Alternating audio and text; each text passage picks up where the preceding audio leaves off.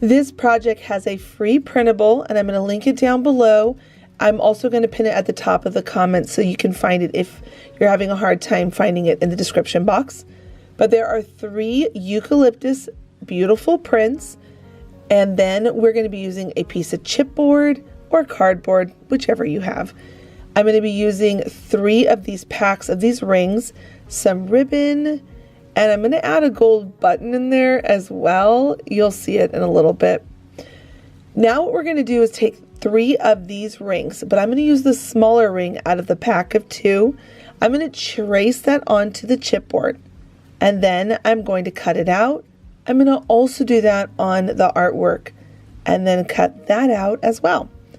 Once you've got all of these things cut out, we're going to move on to painting the rings black. You can paint them white, you can paint them whatever color you want. You could also do a really pretty green. That would be lovely with this art print. Whatever you want, paint it the color you desire. And then after you've got these rings painted and they've dried, we can start assembling. Glue the artwork to the chipboard. Make sure it goes down nice and smooth. Make sure you rub it down nice and smooth. And then we're going to add on the rings. Glue all 3 of these prints together.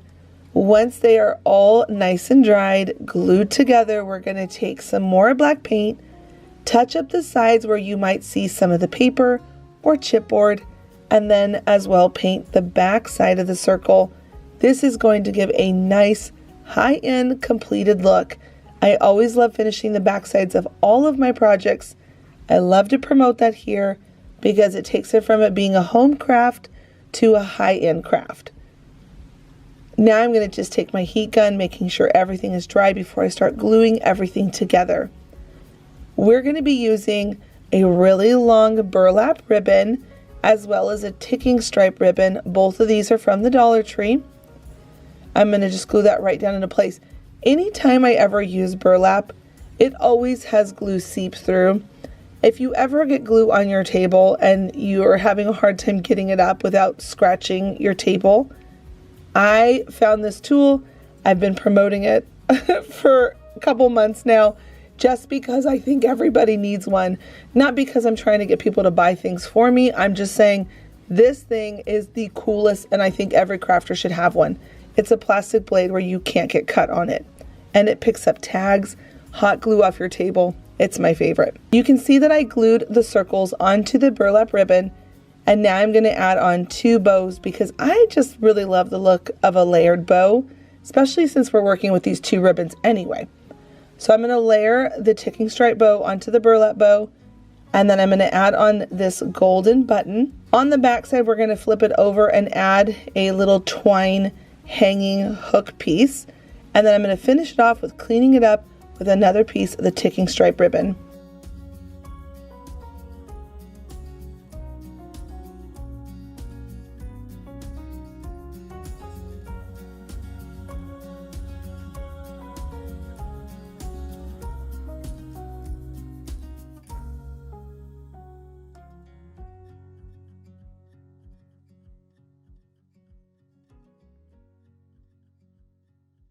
I love the little details of shabby chic whenever I decorate with that style in my home.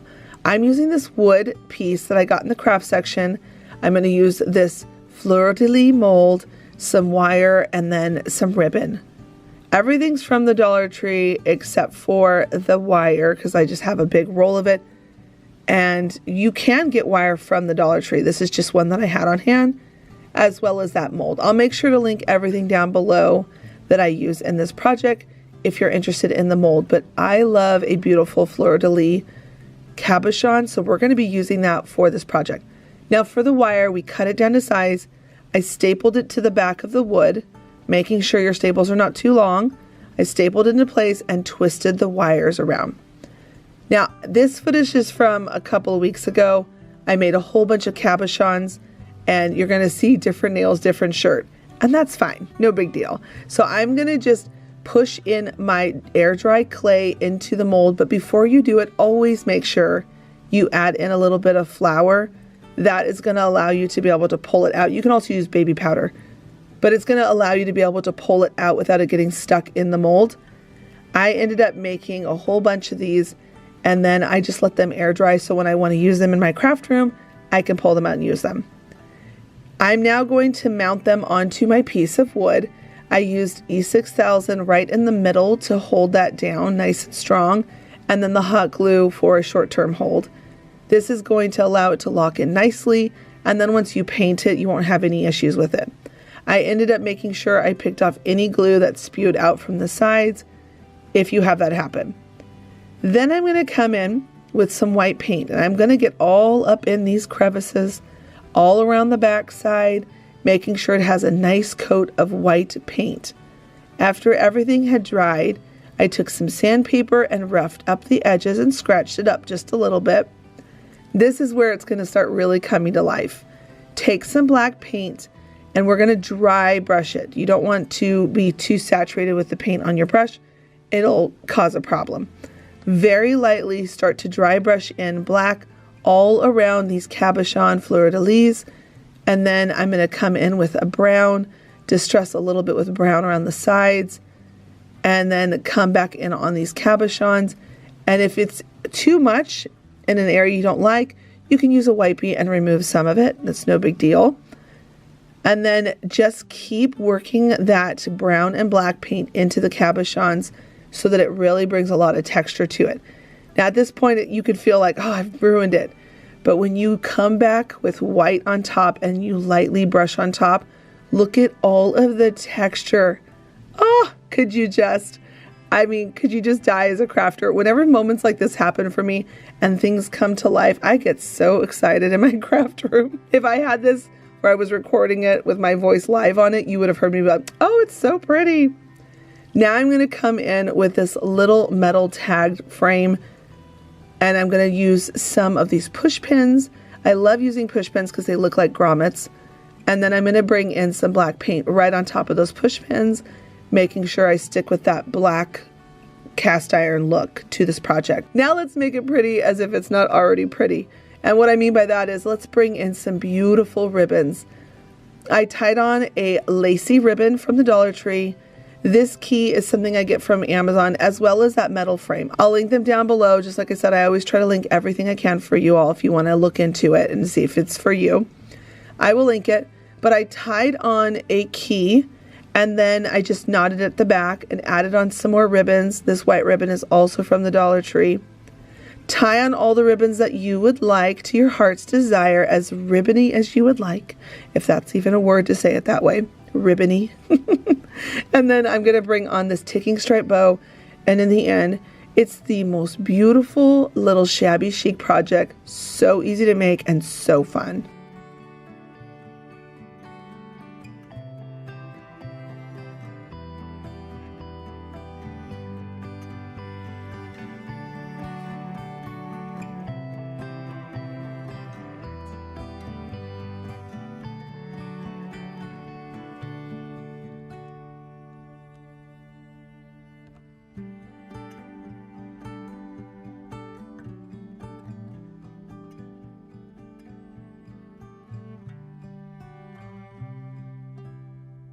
For this project, we're going to be taking 3 of this galvanized 10 frames, and then one of these long signs. They have a bunch of different shapes cut out on them. So we're going to start by just popping off the back supported leg on the frame and the tag. I mean, technically you don't have to take off the tag because no one's ever going to see that, but I'm going to do it just for a good habit. And then I'm going to add on some E6000 in the corners and come back in with some glue to make sure this is really going to lock on there nice and sturdy. And I'm going to place these 3 frames covering up the star and working my way, spacing them out so that the black around the frames are nicely spaced going down the long sign.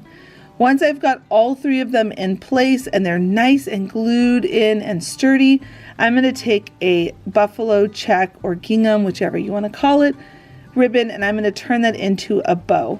Now after adding the bow to it, I felt like it still needed a little bit more zhuzhing, and you're going to see in just a second that I'm going to come back in with some greenery. But first I'm going to add down my bow and get that in place. Once you've got that glued on there, and you don't have to put a bow, you could put some kind of a cute tag down at the bottom if you wanted to. I'm now going to come up to the top.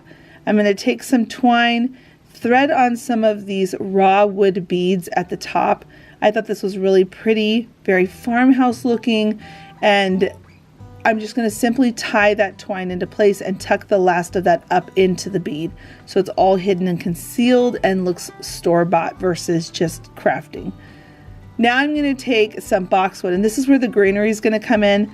I'm going to just put 4 little sprigs kind of nestled into each other, and then one right in the middle to fill up these spaces in between. There was something about adding this greenery that really gave it a finished, polished look. I could see Kirkland's carrying something like this in their store. Now, again, I can't help myself. I can stop there, or I can just go a little bit further. So I'm going to add this star button, which I just think is so cute for summer, especially around July. And then I'm going to add one more button layered on top.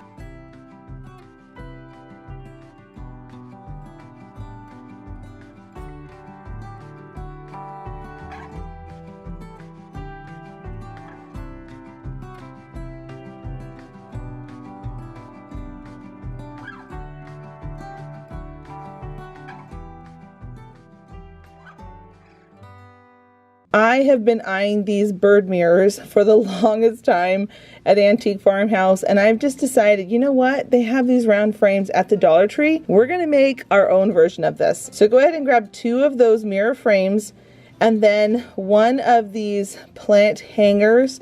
We're going to go ahead and take off the back so that we can get that out of the way. Take that plant hanger, open up the hook so we can get to those chains. We're going to need 2 of these chains for our 2 different mirrors because there are 3 strands on each one of those hooks, and we're going to need 4 of these bottom hooks that can go into the frame. So when you pick these up, make sure you get 2 of these packs of chains. Now at this point you can see that I've added on a second hook. So the one chain has 2 hooks at the bottom, and I'm going to go ahead and remove 4 of these chains and add back on that hook because we're going to use these 2 hooks on the end to be able to go into the frame.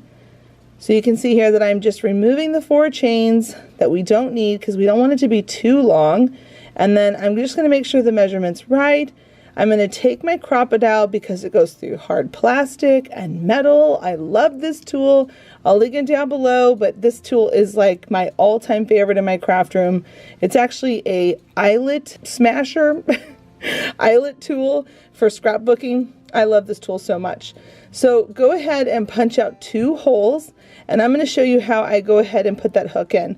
I open up the hook. I'm going to come in on the first hole punch closest to the middle of that frame. I'm going to bring it down in there, push it in a little bit. You need to open up that hook just a tiny bit to get it through the second hole, and then I'm going to pull it up, and at this point you can take that open hook and close it. I know that was kind of wordy, so hopefully that all made sense. But once you got those both sides on, put that to the side, and now we're going to make our little birds out of foil. I have fallen in love with foil, friends. I actually have some really cool DIYs coming here soon on my channel. So if you're a new subscriber, click the subscribe button so you don't miss these foil DIYs that are coming. Now I'm going to do this in real time. I'm not going to speed this up because I want you to see all the steps on how I made this little bird. My kids actually were all saying it looked more like a duck, but I like ducks too. So let's just call it a duck for now. So I went ahead and created the neck and the head, and then I'm now working on the body. You can see that the body is a little bit bigger, and I'm just going to keep curving around the bottom of the duck or bird, whichever we want to call it. And then I'm going to just bring down any of that extra, bringing it into the body, and whatever is too much extra bulk, I'm going to just cut that off. And then I'm going to keep pushing that down until I got it framed into the size of the body of our cute little duck slash bird. And now I'm going to use a hammer. This is going to help me compress it, because at this point it's getting kind of harder to squeeze with your hand, and I'm going to just keep playing with it until I get the shape that I want. The hammer is really useful in this part so that you can be able to get it nice and compacted, and this is turning into a really cool cast iron type piece of DIY to work with. I think these are so cool, and you can make pretty much any shape you want. Now you can see I'm also using my pliers for those little tiny places that need to be squished a little bit more, and I'm also rocking and rolling across on my table. For the neck, I'm pushing it down a little bit so it doesn't look more like a goose. Just keep playing with it until you get it to the sizing. Now at the back of the tail, I'm going to use my pliers again. I'm going to squish into that area, pinching it so you've got more of that bottom feather pointed look at the end. And then I'm going to come in one more time with my hammer and just make sure everything is nice and tight and compacted. And once I've got it exactly the way I want it to look, we're now going to take some painter's tape, because you really can't paint foil and you really can't hot glue with foil. It's best to cover it with painter's tape. So do your very best to just wrap that painter's tape around the shape of your little duck or bird, and then go ahead and cut off anything that's extra.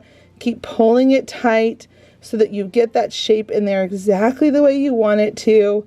And then once everything is all nice and secure and you've got all of those little tiny pieces of foil that are showing, we don't want to see that, so that the paint looks really nice and finished when we get this all done. We're then going to take a shish kebab stick. I poked a hole in it first, and then I'm going to come in with some hot glue and glue that up in there. If you don't want to do these birds, go ahead and totally skip them. I really wanted the birds on my frames. So I'm going to go ahead and take some caulk, and I'm just going to smooth it out with some water. And once it was all dry, go ahead and paint it black. Now you have these cool cast iron looking birds, and we can punch a hole right in the top center of our mirror frame. And we're going to just take the shish kebab stick and put some hot glue on it and stick that right down into the hole. I feel like at this point, this is really starting to look like our inspiration, and we are saving tons of money. I love figuring out things like this for my home and just making it my own. So once that glue is in there, go ahead, pop that frame back in, and now I'm going to come in with some of that brown paint, some cinnamon. Once it's dry, go ahead and dust off all the excess, and then come back in with any black paint if you want to touch it up. And when you're all done, you have got yourself a beautiful knockoff Look for Less of those bird mirrors.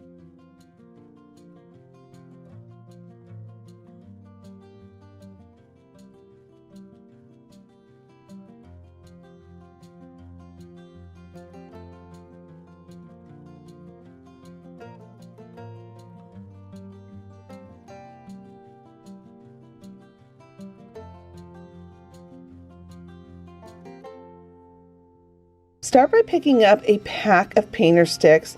When I pick mine up from my home improvement store, they have 10 in a pack, which is perfect. And we're going to line them all out. I'm lining them up here on my cutting mat, where you can see that they're an inch spaced apart. Now at this point, I'm going to figure out the height that I want these painter sticks to be. The middle point is going to be the highest, and then it's going to come down in evens after that, or I guess odds, because in the next two, which would make 3, then you can see they're staggering down one by one until you've got 4 lower on one side and 4 lower on the other side where they're equal. Then I'm going to glue them together with some of these larger tongue depressor sticks that, well, they're like jumbos. I picked these up from Walmart. You're going to go ahead and glue these down 4 pieces on the back so they all become one big unit, because we're making a picket fence gate door. I thought this idea would be so sweet for the summertime home decor. All right, now we're going to take some of these stacking tumbling blocks from the Dollar Tree, glue 2 together and then another 2, and then bring those 4 pieces all together as one long unit. You're going to repeat that 4 times. Once you've got 4 of them done, you're going to be using those for the legs of our door gate. We want to be able to make sure it can stand upright which is going to just make it look so whimsical and perfect for summertime. Now go ahead and put some hot glue to bring them together on the front and the back side. And you can see here when I went to put it down, I decided to add even more hot glue because there is a bit of a gap and you want that glue to come together. So once you've got that all on there, nice and situated, you can take it outside and spray paint it whatever color you want. Now I love a white picket fence, so I'm going to go ahead and spray paint my white. Now I want my fence to look like it's got layers of paint on it that has been weathered over the years. So I'm going to start by giving it some distressing, and you can see I came in pretty heavy. For me, this is actually heavy. I know for distressed rustic farmhouse lovers, this is not heavy, this is kind of light. But I came in for what I say is heavy. And now I'm going to use some of this Crackle paint. I'll make sure to link it down below, but I just picked this up from Joann's. And then I'm going to go ahead and just put a nice coat of that all over. Because once it's dry, then I come back in with more white paint. And you can see I'm putting on that white paint nice and thick. The thicker the better with this Crackle paint stuff that I just put on, because then the paint starts to crack and it makes the fence look like it's really weathered from being outside. I put it aside to let it dry and to do its magic, and then I decided to come in with some of this leaf garland, and I'm going to just keep wrapping it and coiling it around until I get a nice little wreath. You don't have to do this part, but I thought it would be so sweet to put a wreath on the gate door. And then I'm going to just add a little gingham bow. Make sure that the tails are not too long, so I'm going to trim those down some. And then so that I can change the bow, I'm only putting hot glue at the very top of the wreath. That way I can lift up the bow when I want to, and I can change it out for different seasons, and it'll last me longer than just one season. Now go ahead and pick up a little handle for your gate door, and then a couple of hinges, and I just picked these up from my home improvement store. Glue those down into place, and then you want to make sure you don't see that hot glue. So I'm going to come back in once it's dry with some black paint to tap inside where the hot glue dots came through. And with that, you have a whimsical gate door to display for your season.